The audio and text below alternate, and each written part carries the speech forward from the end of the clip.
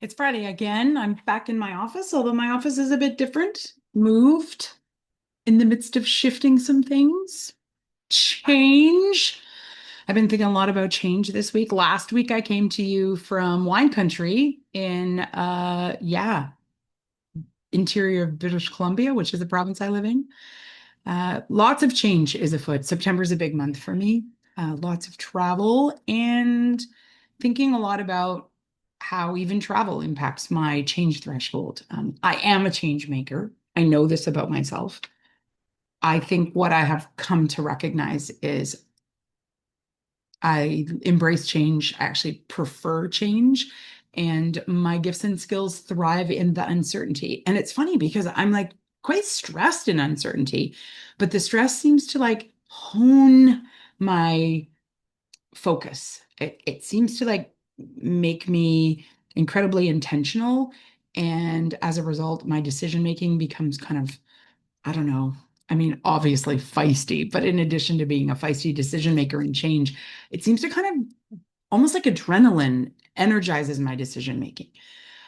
But like I wrote about on Saturday, we're just seeing disruption at every turn right now. The change is not occasional, it's like every single day, constant. The news is a barrage of complexity. We're at war in so many places on this planet, and all of that brings massive change. And if there's one thing that I've discovered is the element in change that most people struggle with, it is the sense of being dismissed, devalued, told that your emotions in the midst of change are irrelevant. And that kind of dismissal is exactly the kind of toxicity that so many of us are used to. And I think as leaders, we've been treated this way in change. I was raised in a time where sucking it up was expected. I think certainly for me, my gender, being born female, I was expected to have all the feelings, but suck up the behavior behind the feelings and just put out the version of myself that was going to be the most politically correct or that was going to make other people in the environment feel more comfortable. And, I remember, well, many times being in big transformation journeys, big change management processes, and, planning it all, thinking it was all well engineered. It was going to be perfectly polished. The strategy was tight. Everyone was on the same page. And then it wouldn't work. And I just remember many times in these sweeping change management initiatives where we would just hit a wall of resistance. And in the analysis of those resistance, it usually stemmed from people feeling devalued and not professionally devalued, like humanly devalued, like completely diminished. And how you're, feeling like their feelings weren't valid, wasn't validated, weren't heard. And as a result, they were kind of, even though maybe people in the change initiatives weren't telling them to suck it up, the expectation was that they would. And I recognize even for myself, I didn't use to create space for those emotions for myself. I just would suck it up. And then, I don't know if you're anything like me, but then I would get sick. There have been many major projects and change initiatives that I've worked on that I have done burning the midnight oil and power through to then find myself physically depleted, not well, and not able to complete some of the changes, in the timeline that we had planned because my physical body was so resistant. And I realize I actually think that we need to plan imperfectly and not worry so much about those details because the emotions are going to come. And when they do come, great leaders, strong leaders see those emotions and they create space for them. They value that people feel bad, that they feel a loss, and that you don't even have to fix the loss as much as you need to validate that people feel it. So I've spent probably the better part of 15 years thinking about how I want to lead change. And, I think sometimes when people think about the word feisty, it is that we're going to force it. Feisty sounds like pull yourself up by your bootstraps. And yeah, it did.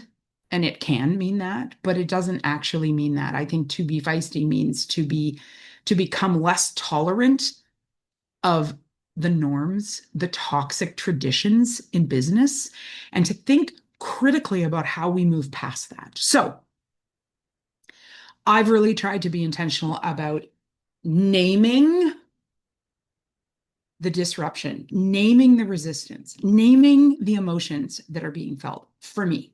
So I'm only going to speak to me because I can't speak to you, but hopefully this is helpful. So I need to ask myself if I'm feeling really shitty, if I am emotionally feeling unstable, I need to name it.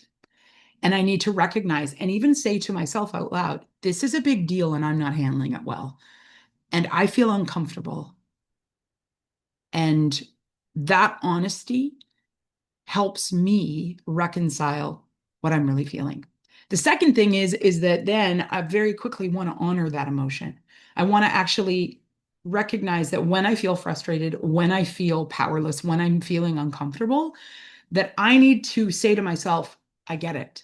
I see your discomfort. I hear that this is hard and your feelings about this matter. And I do it to me. I tell myself this because it's important for me to create space for myself. I don't know if you're like me, but I find sometimes it's easier to create that space for others. And then I forget to do it for myself. But when you reverse that, when you create that for yourself, it means you genuinely and authentically can show that to others because you know how it feels. And then after validating my emotions and giving myself some space to acknowledge that I do feel like shit sometimes, then I want to anchor in the why. And that is, I want to think about how, even though this change was making me feel uncertain, unstable, I want to focus on why are we doing this again? And this is where my feistiness can sometimes get a little bit abrasive because I do want to ask tough questions of myself. So for instance, my office is moving. I'm moving offices. I'm going to be in transition for a few months probably. Why am I moving again?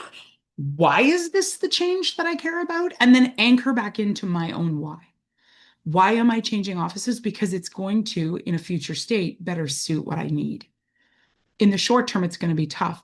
But when I remind myself it's okay to feel awful, it's okay to feel the discomfort, there's nothing wrong with my feelings, but also reiterate to myself, why am I doing it? And then focus on that future state because that helps me recognize that it's going to be worth the discomfort. And then the last thing that I really am trying to practice, and this is the hardest part for me, without a doubt, it's pacing the change. Pacing the adoption is the way I phrased it in my newsletter. Because if you're like me, you want to sprint to the change. Like I just want to run and get across the change goal line and start celebrating. And I realize that even for me, that pace can be faster than is helpful for even my own emotions. And other people are really slow at change, and that can frustrate me. What I realize is I need to recognize that pacing the change is actually a growth opportunity for me as a leader because leadership can be about recognizing that pace can be slower and that doesn't speak less of you as a leader.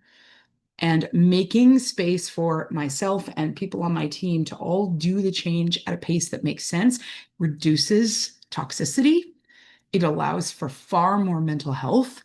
And that work-life balance can really ease the transition. And the disruption, although still disruptive, can actually be really gratifying. You can actually look back and go, I didn't just learn how to change that. I learned so much about myself in the pace of the change.